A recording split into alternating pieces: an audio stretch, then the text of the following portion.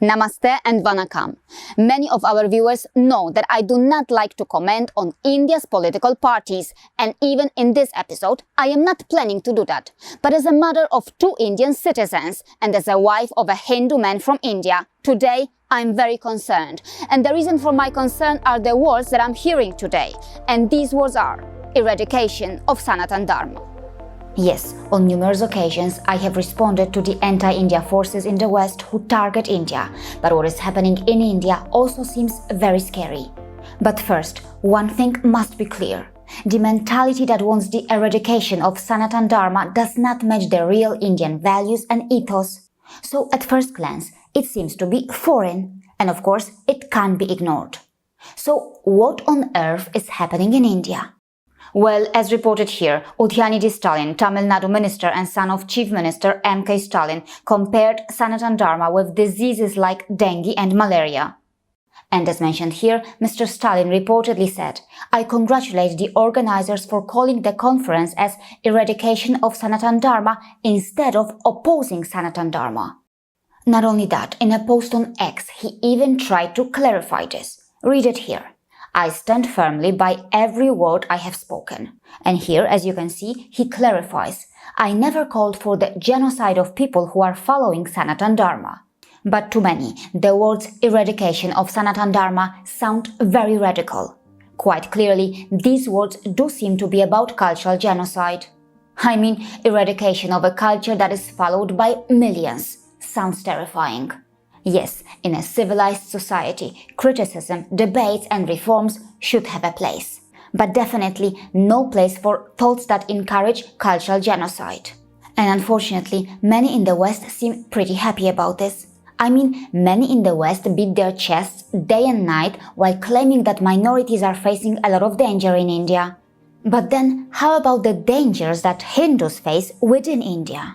Would they still ignore this if instead of Sanatana Dharma, there was some other religion over here? Well, the ongoing situation gives birth to many questions, but two of the most prominent questions are: 1. Can Sanatana Dharma be eradicated? And 2. What should be done regarding the so-called social evils in religions? As far as my understanding is concerned, the answer to the first question is no. Sanatana Dharma cannot be eradicated. It is India's soul. It is our planet's soul. Let me try to explain this. Read what is written here. Lisa Jane Miller, who is a research scholar on spirituality in psychology, writes this. The Rig Veda, the most ancient Hindu scripture, says this. Truth is one, but the sages speak of it by many names. She adds, a Hindu believes there are many paths to God. Jesus is one way, the Quran is another, yoga practice is a third. None is better than any other. All are equal. The most traditional, conservative Christians have not been taught to think like this. They learn in Sunday school that their religion is true and others are false. Jesus said, "I'm the way, the truth and the life. No one comes to the Father except through me." So yes, those people who believe in the idea of global conquest by their religious monoculture, how can they even claim to believe in the idea of coexistence of multiple cultures? For those who want exclusivity and expansionism, how can they claim to support multiple paths and views? Perhaps the biggest paradox of the 21st century is that monotheistic ideologies are trying to preach to us the importance of pluralism. Unfortunately, what Mr. Stalin is wishing for is something that seems to be quite similar to the objective of many radicalized Christians in the West. Let me show you an example. Have you heard of the so-called Lausanne movement? Read this.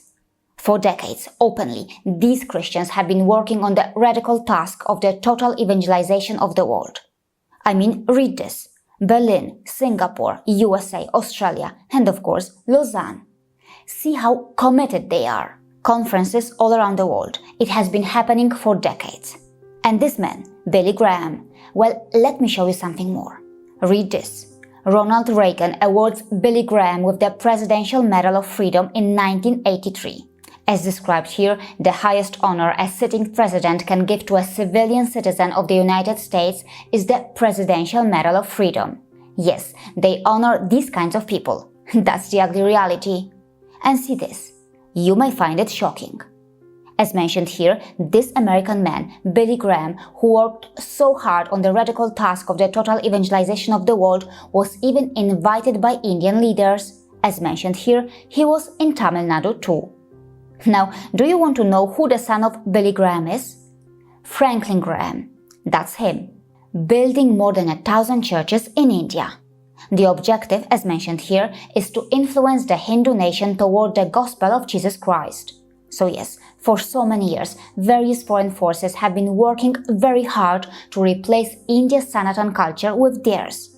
They have also been present in the southern region of India, and their work is now showing results. Now, the second question.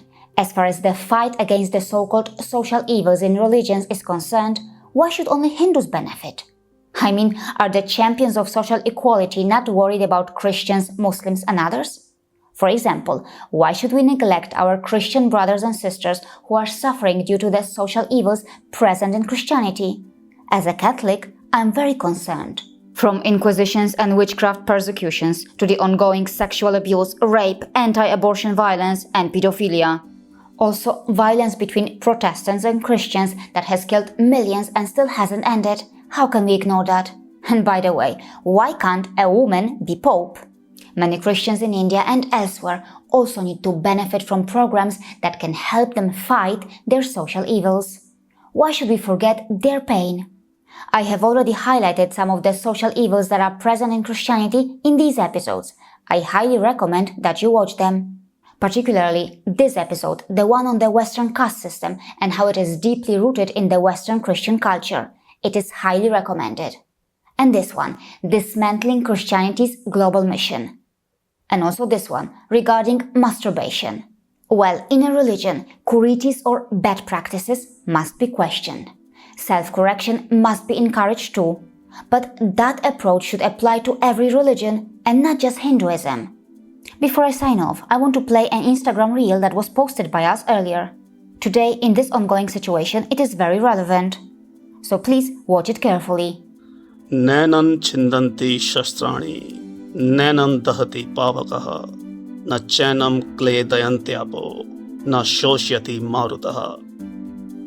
इस आत्मा को शस्त्र काट नहीं सकते और न अग्नि से जला सकती है। जल इसे गीला नहीं कर सकता और वायु इसे सुखा नहीं सकती। याद रखें, भारत की संस्कृति भारत की आत्मा है और आत्मा को नष्ट नहीं करा जा सकता।